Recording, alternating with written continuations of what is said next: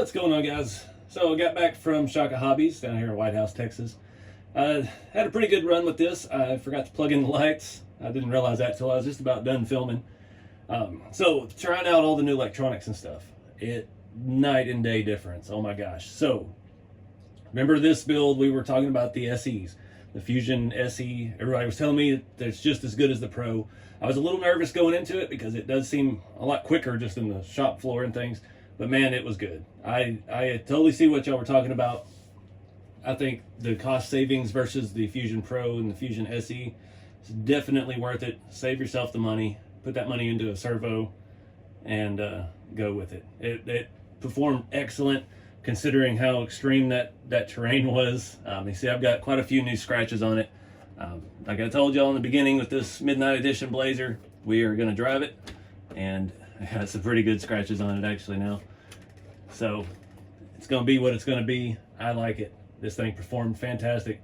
All the mods we've made to the suspension and these new leaf springs being soft, and the tires. I love these tires. I mean, you know me, I don't usually keep 1.9s on any of my rigs or my scale rigs, and yeah, these tires work. I love them. They're the Mud Country Dixie Peck tires. You can see in some of the video wrinkling the sidewalls up. So I dig it. This truck is going to be it's going to be the I guess the backup Blazer when my blue one's down. So I love that blue one to death. And this one I think actually works a little bit better out of the box. I've got a 422 HD reef servo and that Fusion SE. I say definitely save your money there with that.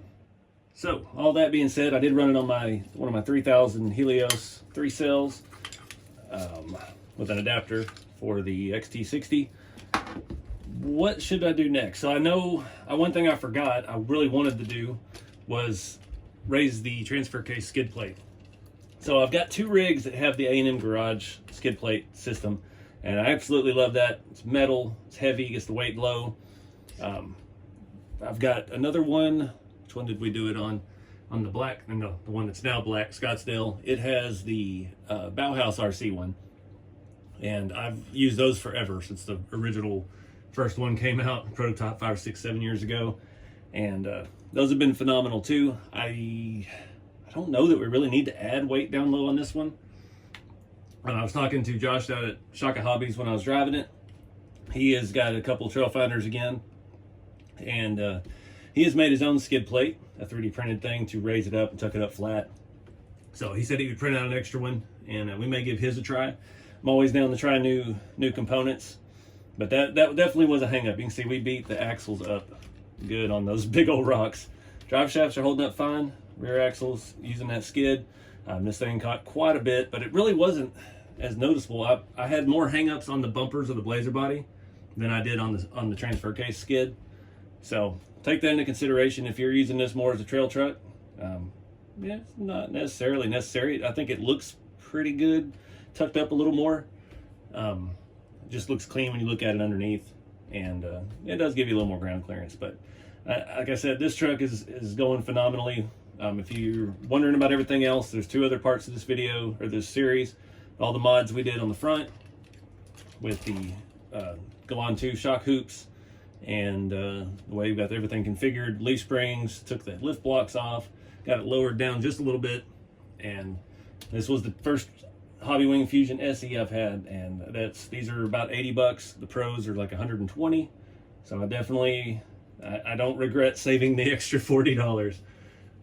Reef's 444, it's 444, it's 422 HD. I'm looking right at it.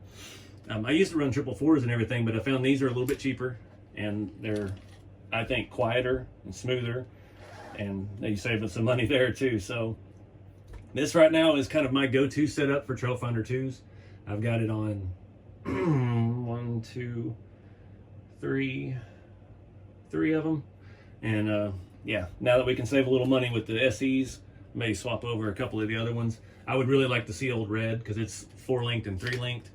I'd like to see it with a better setup like this. I believe he has a 444 in it, but it's still running a brushed Holmes Hobby setup, and I think just a cheap ESC. So yeah, that would be a definite improvement. And the main thing too, you still get all the benefits with the 2-in-1 with the SE.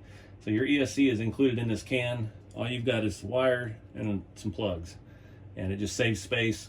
I did not like that I could see this light flashing when you're under throttle. It flashes red and green. You can see it a little bit underneath, but it sure is handy, especially with the TF2 bodies, and how not easily they come off, especially with these inner fenders. You can just kind of reach up in there from underneath and power it on and off. So anyways, I'm gonna keep this one short, guys, just a test drive video. Comment below what your recommendations are for the skid plates for your TF2. Again, I love the A&M Garage stuff. I've never actually bought A&M Garage skid plates. Both of them I have came on the chassis used, and I've just bought used trucks to rebuild over the years and turn into my custom creations. So yeah, let me know what you guys suggest, and get out there and do something fun with the hobby. Keep it scale, and see you next time.